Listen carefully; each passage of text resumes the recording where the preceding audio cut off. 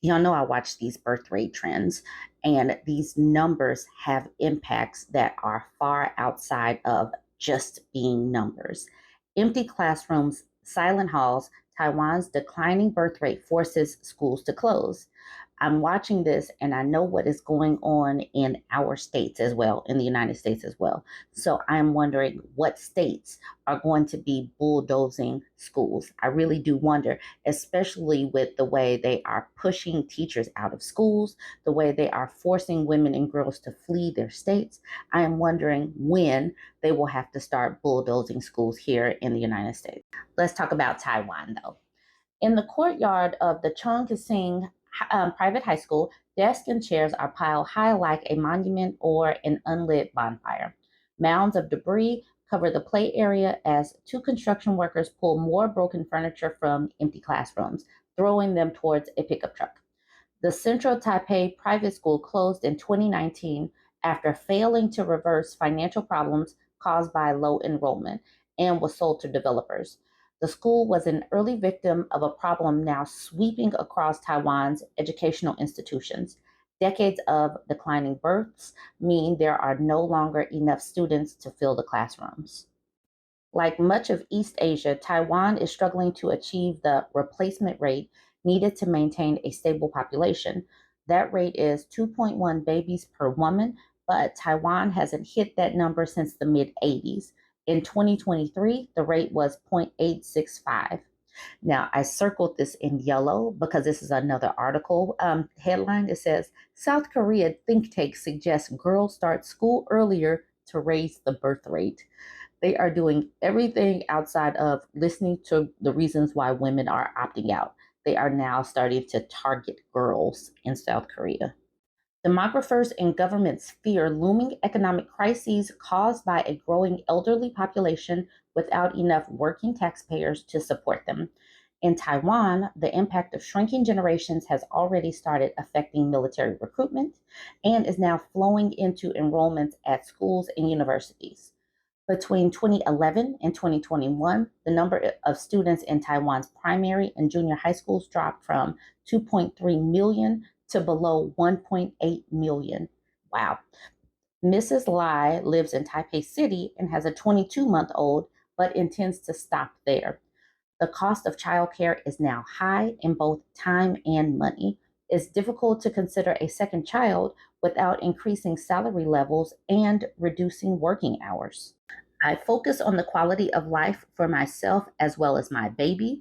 Considering the current allocation of income and time, it would be difficult to maintain the satisfactory status quo if we had a second child. Private schools, which are not as popular as public ones, are going first. News reports indicate dozens of private schools are facing closure, and a Taiwan government list of schools requiring extraordinary assistance include 13 private and vocational schools that are at risk of shutting as early as next year. Taipei Times reported in March the Ministry of Education told The Guardian that 15 colleges and universities have closed since 2014. Last week, it was revealed that four of Taiwan's 103 private universities have been ordered to close for the same reason as Chung Hsing High School. Hua Chun-chung, the chairperson of the Union of Private School Educators, told local media he expects another 40 to 50 private universities to close by 2028. That's just around the corner. Chao Ping, the president of the Taiwan Higher Education Union, says public universities are not facing imminent closure, but those in suburban areas, particularly of lower rank or those devoted more to humanities than STEM subjects, were at highest risk. The government in Taiwan, like those in China, Korea, and Japan, have tried various financial incentives and regulatory changes to encourage people to have more or any children, but the people continue to resist, citing the pressure of traditional gender roles falling unfairly on women. They really need to focus on that part. Traditional gender roles falling unfairly on women, as well as rising costs of living and the difficulty of balancing careers. Until they fix that part, women are not going to open up their wombs. They are not listening to women. Salaries in Taiwan are relatively low and city housing is expensive. This year, Taipei was found to be the second most unaffordable city to live in the world after Hong Kong when comparing house prices with average incomes. Why don't they fix the actual problems? Okay, call to merge private with public.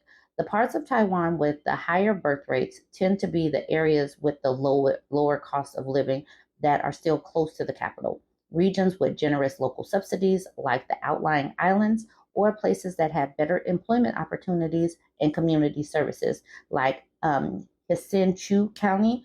Hisin Chu is Taiwan's richest county, thanks to its massive science parks built largely around the semiconductor industry. Its population has grown over the past 5 years, attracting young families. I think the parents in Zubai, a city in Hasinchu County, are relatively better off than those in other counties and cities. So there doesn't seem to be a decline in the birth rate in Zubei, says a Zubei mother of two, Mrs. Hu. Look at this private school as it is being demolished and things are being thrown out.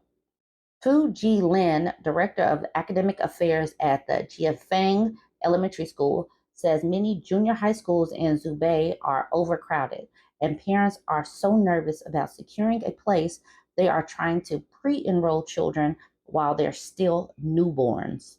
Local media has reported predictions of a shortfall of 1,000 school enrollment places by 2027. However, even Hisin-Shu's baby boom appears to be slowing, with Fu reporting a sharp drop in enrollment numbers in the last 2 years. But it's not necessarily a bad thing, he says. The size of the school is the same, and with fewer students, the teaching environment of the school will become better, and students will have more space. It's a sentiment shared by union leader Chow. He says the flailing private tertiary institutions should be merged with public universities rather than sold to developers. Chow says Taiwan underfunds universities compared with other OECD nations and has a far higher ratio of students to teachers. The university can expand their campuses and shrink their class sizes. If we put more expenditure into public education, we can help more low income students and the quality of education will be improved. So, y'all see that this, if you just think bigger than even just this article, the schools.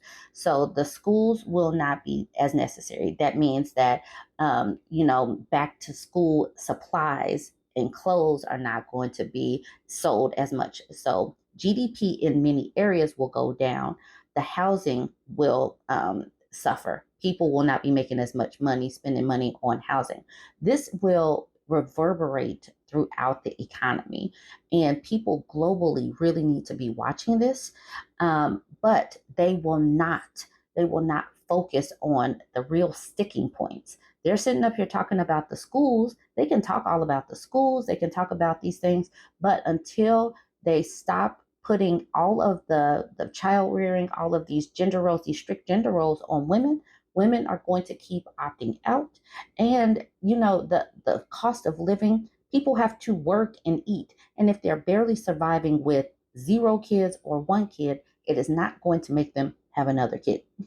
All right, y'all, let me know what you think about this one. Keeping with the trend of talking about declining birth rates, let's talk about Japan's population crisis. It says it just got even worse. Japan's birth rate fell for the eighth year in 2023, deepening a population crisis that has confounded policymakers and threatens the viability of the world's fourth largest economy. The fertility rate, or the number of births a woman can be expected to have in her lifetime, stood at 1.2 last year, according to figures from the Japanese Health Ministry, down 0.25% from 2015 and far below the replacement rate of 2.1. I doubt that they ever get back over 2.1. Japan isn't alone as it faces a population crisis by its plummeting number of births.